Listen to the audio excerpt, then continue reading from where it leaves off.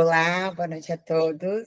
Sejam muito bem-vindos aí ao nosso papo sobre o bruxismo e o sistema endocannabinoide. É um prazer enorme estar aqui com vocês. Muito obrigada pela presença de todos. O tempo de vocês é muito precioso para mim, tá? Então, para quem está me conhecendo agora, eu me chamo Rafaela da Rosa, eu sou cristã, sou manezinha, sou dentista, prescritora de canabinoides, sou autora do livro Cannabis e Saúde, Desvendando o Potencial Terapêutico. Eu me graduei em odontologia na UFSC em 2009, onde eu fiz em seguida residência em periodontia e implantodontia, e também especialização em implantodontia. Depois eu fiz especialização em prótese dentária, tudo na UFSC. E depois, em 2014, eu fiz especialização em dentística no Zenit. E em 2021, eu fiz a especialização em cannabis medicinal na Inspirale Educação. Atualmente, eu sou mestranda em DTM do orofacial na São Leopoldo Mandique. E eu atuo aí como docente em algumas instituições, como a Vigo Academy, como a Inspirale e também na UFSC, no curso de endocannabinologia. E eu tenho um propósito muito forte, né, de compartilhar essa verdade sobre o sistema endocannabinoide e a planta cannabis aí com o mundo. Então, eu também não tenho vínculo, né, com nenhuma instituição, então o nosso bate-papo vai ser livre de qualquer conflito de interesse. O meu intuito é realmente disseminar aí, compartilhar tudo que eu aprendi ao longo desses anos, né, estudando sobre a cannabis e o sistema endocannabinoide e ajudar outros colegas a promover saúde para os pacientes. E eu trouxe esse slide aí logo de cara, né? Contrariando a lógica de começar a falar sobre alguma condição aí a partir do conceito, né? Porque eu considero a questão epidemiológica do bruxismo um fator bastante relevante, né? Quando a gente pensa aí que a prevalência do bruxismo foi notavelmente aumentada, né, durante e após a pandemia aí do Covid-19. Então, os veículos de comunicação têm alertado aí amplamente, né, sobre essa condição e as suas possíveis consequências para a saúde, né, dos nossos pacientes. E ao longo do nosso bate-papo aqui, eu peço que vocês tenham em mente que o bruxismo ele é uma condição que pode ou não trazer consequências, né? E que o aparecimento dessas consequências, que são de fato o red flag aí que está sendo levantado nesses tempos pós-pandemia, tá? E ainda, né, que essa manifestação de consequências vai depender muito de como que se encontra o hospedeiro dessa condição. Então, assim, além, né, dessas informações aí divulgadas na mídia em geral, a gente também pode encontrar dados científicos sobre essa nova era, né, pós-pandemia, sobre essa nova era do bruxismo. Eu vou mostrar alguns desses levantamentos agora para vocês, tá? Então, é, a nossa aula vai ser bem densa, tá? Então, eu espero que vocês aí estejam num lugar tranquilo, focados, né? Que vocês tirem esse momento mesmo para aproveitar o máximo que vocês puderem essa troca, tá? Né? Os pacientes aí que têm diagnóstico de bruxismo do sono ou bruxismo em vigília, eles possivelmente podem, né, se beneficiar, assim, do tratamento com produtos à base de cannabis em várias áreas, né, da sua vida. Essa terapia ela pode atuar aí na percepção da dor, no relaxamento muscular, no controle da ansiedade, na modulação do sono, na modulação dos processos inflamatórios, né? E tudo isso vai proporcionando um efeito em cascata que vai influenciando diretamente na qualidade de vida dos nossos pacientes. Dito isso, então, né, eu acredito que nós estamos prontos para discutir aí sobre o tratamento do bruxismo, que é um grande desafio, né? Como a gente já tem visto, né? Tudo bastante, muito do que envolve o bruxismo é bastante desafiador, né? E o controle do bruxismo ele é um grande desafio porque falta aí, na verdade, na literatura, uma abordagem clínica que seja considerada como definitiva ou comprovadamente eficiente, né, pela ciência, tá? No entanto, existem abordagens para gerenciar esses efeitos negativos, as possíveis consequências, né, do bruxismo. Eu acho bastante importante ressaltar, né, que, mais uma vez, devido à etiologia ser lá do sistema nervoso central, né, os tratamentos irreversíveis, os tratamentos locais, os tratamentos periféricos, eles não devem ser utilizados com o objetivo de controlar bruxismo, tá bom? A eficácia, né, dessas terapias existentes, elas não são totalmente controladas, tá? E totalmente elucidadas, totalmente comprovadas, tá? Por meio de estudos clínicos bem delineados e com amostragens adequadas, tá? Então, o que normalmente os papers que trazem sobre essas abordagens que nós conhecemos e utilizamos, né? Porque são as que temos, eles sempre trazem que são necessárias mais pesquisas clínicas randomizadas, com grande número de participantes, para avaliar aí de forma mais precisa a eficácia dessas abordagens terapêuticas, tá? Então, a gente ouve muito isso sobre a cannabis e, na realidade, quando se trata de controle do bruxismo, todas as ferramentas que nós temos disponíveis habitam esse lugar, né, de carecer de estudos de mais estudos, tá? Então, dito tudo isso, né, o que a gente pode dizer que a combinação dessas ferramentas, a combinação de diferentes técnicas, né, e abordagens, ela parece ser uma estratégia bastante assertiva, né, para a gente ter aí melhores resultados quando a gente está pensando em controlar tanto o bruxismo quanto os sintomas do bruxismo.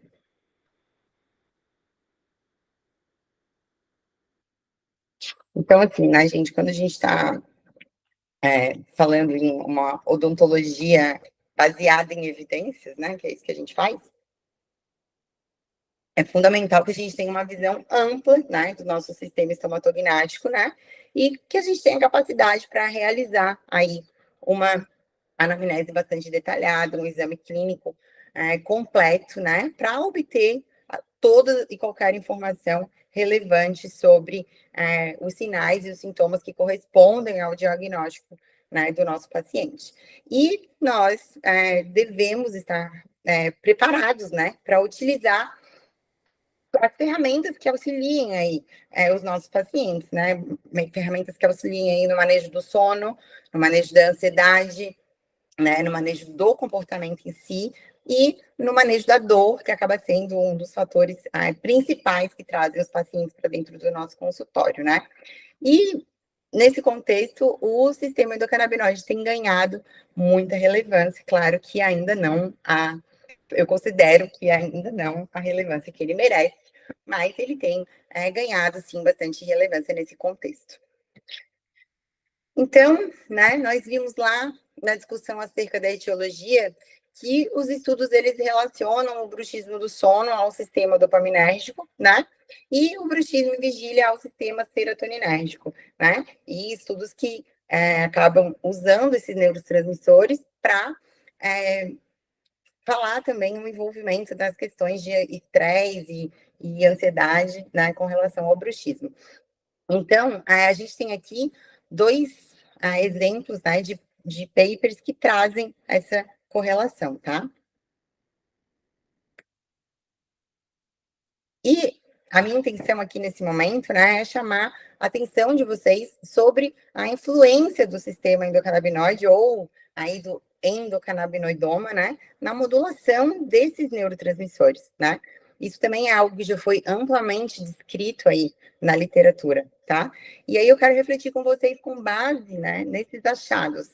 Será que nós podemos afirmar que o tratamento com canabinoides exógenos pode trazer benefícios significativos aí para pacientes que têm o bruxismo tanto em vigília quanto do sono?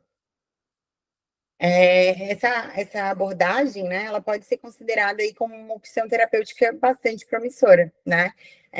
Claro, da mesma forma como as outras ferramentas, né, é importante ressaltar a necessidade de mais estudos que usem essa abordagem para validar aí a eficácia, né, com relação ao tratamento do bruxismo, mas o que nós já sabemos, pautados em literatura, é que essa ferramenta é uma ferramenta muito segura, né, e que ela realmente é uma ferramenta que acaba promovendo aí um equilíbrio nesses sistemas desses neurotransmissores que já foram comprovadamente envolvidos aí na etiologia do bruxismo. É importante, eu falo isso, eu acho que em todas as minhas aulas, tá? Que é importante salientar aí que o uso da terapia canabinoide, ela implica, né, na modulação do corpo, da mente dos nossos pacientes, não se restringe no tratamento de uma doença em si, né? E isso é muito bonito. Bom, a gente chegou agora na fase que eu acho que a maioria de vocês estava esperando, né? Que é realmente, de fato, a discussão do caso clínico, tá? Então, o caso clínico que eu trouxe aqui para discutir com vocês, né? Um paciente jovem, do sexo masculino, 32 anos, quando me procurou, ele é empresário, né? E ele chegou no consultório com a queixa principal de dores na face, né? Ele relatava, tipo, de 0 a 10, uma dor sendo como 6, tá? E essa era a queixa principal. Mas ele trazia outras queixas, né? Como o apertamento durante o dia, então ele já era consciente desse hábito. E ele relatou também que ele rangia muitos dentes durante o sono, né? E uma das coisas que incomodava ele, mas não tanto ainda quanto a dor, era que os dentes dele se quebravam com muita frequência, então ele tinha os dentes bem desgastados, tá? E além disso, ele se queixou também que aí, quando mastigava, fazia com bastante frequência barulhos, né, na articulação. Durante a avaliação clínica, né, esse paciente ele apresentou uma sensibilidade de palpação generalizada, né, no masseter e no temporal bilateral, tá? Ele tinha estalo na ATM, só no lado esquerdo, tá? E a abertura de boca desse paciente era normal. Além disso, bastante importante, né? Esse paciente não tinha unhas, era totalmente roída, um alto nível aí, um alto grau de onicofagia, tá? Os questionários de scores, né, de ansiedade, catastrofização, eles deram scores bastante relevantes, né, bastante significativos, tá? Traços fortes de ansiedade e catastrofização. Esse paciente, ele não tinha sobrepeso, ele não roncava, e no momento que ele me procurou, ele relatou que ele estava fazendo uso de alguns medicamentos para controle de ansiedade, mas que ele parou por conta, porque ele sentia alguns efeitos colaterais que acabavam atrapalhando a vida dele, né, a rotina dele. E, de fato, também esses medicamentos que ele tomava eram alguns deles medicamentos que a gente tem na literatura aí como considerados fator secundário de atividade parafuncional. Então, esses medicamentos poderiam ali também estar provocando um aumento ou manutenção desses sintomas de dor que o paciente estava relatando, tá? Então, como eu falei para vocês, ele tinha os dentes bem desgastados, tá? Mas não era só por atrição, era também por erosão, tá? E aí esse paciente ele foi diagnosticado realmente com refluxo gastroesofágico, tá? E além de tudo isso, cereja do bolo, esse paciente ele fazia o uso abusivo da nicotina, tá? Através aí desses cigarros eletrônicos, desses vapers aí de nicotina. Então, né, lembrem-se que o diagnóstico ele é soberano, tá? Então, o diagnóstico fechadinho desse caso foi uma disfunção temporomandibular muscular, né, associada a um deslocamento de disco com redução, associada a um bruxismo do sono secundário por causa do refluxo gastroesofágico, tá? Associado com um bruxismo em vigília primário, já que quando o paciente me procurou, ele relatou que ainda estava tendo esses episódios de apertamento em vigília e que ele já não estava mais tomando nenhum medicamento, tá? E a adicção por nicotina foi colocada como um diagnóstico que foi abordada como um alvo terapêutico, tá? Vocês vão ver um pouquinho mais adiante. Então, o tratamento realizado, né, nesse paciente, a conduta, a abordagem clínica terapêutica foi educação em dor, né? Orientação sobre o hábito de roer unhas, né? E muito sobre a questão do uso abusivo da nicotina, né? Estando ali associado, por exemplo, com o refluxo, a gente tem aí vários fatores, né, secundários aí do bruxismo do sono, tá? E, além disso, a gente fez uso do aplicativo Desencoste Seus Dentes, tá? Para esse controle durante o dia, seguido de algumas prescrições e também alguns encaminhamentos aí. Bom, uma vez equilibrado aí, né, o sistema endocannabinoide desse paciente, a gente realizou, e aí no caso fui eu mesma, mas aí talvez alguns de vocês, por exemplo, que não façam esse tipo de trabalho, né, vão encaminhar para um colega que faça a reabilitação funcional e estética, né, dos dentes que eram desgastados e fraturados, instalada em uma placa estabilizadora rígida para dormir, para proteger essa reabilitação, né, e os dentes de eventuais atividades parafuncionais durante o sono, né, mas eu acho importante ressaltar para vocês que eu não acho adequado fazer essa reabilitação antes de ter o diagnóstico fechado, entender por que o quadro está do jeito que está, e contornar e controlar determinadas situações, né? Porque, veja bem, o que ia resolver fazer uma reabilitação estética funcional, colocando facetas que envolvem a vestibular e a oclusal dos dentes de um paciente que tem um refluxo gastroesofágico não controlado, né? Esse paciente vai continuar tendo erosão. O que vai adiantar fazer uma reabilitação estética funcional no paciente com cerâmicas Emax super duras na maxila e o paciente tem dentes, né, na mandíbula e quando aperta aquilo durante o dia acaba estourando os próprios dentes. Então a gente precisa ter em mente, né, inclusive também um paciente que tem aí o SEC equilibrado é um paciente que vai permitir ficar lá de boca aberta, né? Tipo, imagina, a gente não pode fazer isso num paciente com dor? Jamais, né? Então, é muito importante que a gente promova esse equilíbrio antes de realmente fazer a reabilitação desses pacientes, né? Embora dá muita vontade, né? A maior parte deles realmente precisa dessa reabilitação, mas é mais gostoso de fazer e é certo fazer isso quando o paciente já está equilibrado, tá bom? Bom, o resultado, né, com 60 dias aí de tratamento, o paciente relatou a remissão mesmo da dor miofacial, tá? Ele relatou tá dormindo melhor, né? Relatou também uma redução na ansiedade. Ele parou de ver unhas, hoje em dia ele tem unhas grandes, não grandes, né, mas ele tem unhas. Ele largou a nicotina, totalmente, tá? E ele relata que reduziu bastante, né, o barulho, os ruídos aí que ele tinha na mastigação, tá? O refluxo, ele relata que ele teve aí uma melhora bastante significativa, que só quando ele acaba comendo alguma coisa muito pesada à noite é que ele tem aí essa manifestação, tá? Quando esse paciente estava no 6º mês de tratamento, ele decidiu que ele queria plantar, que ele queria cultivar a sua própria plantinha e fazer o seu próprio medicamento, tá? Então, né, ele entrou lá com o pedido, com o advogado, fiz os laudos, e ele foi realmente o primeiro habeas corpus aí para cultivo individual de cannabis que foi concedido através de uma prescrição odontológica no Brasil.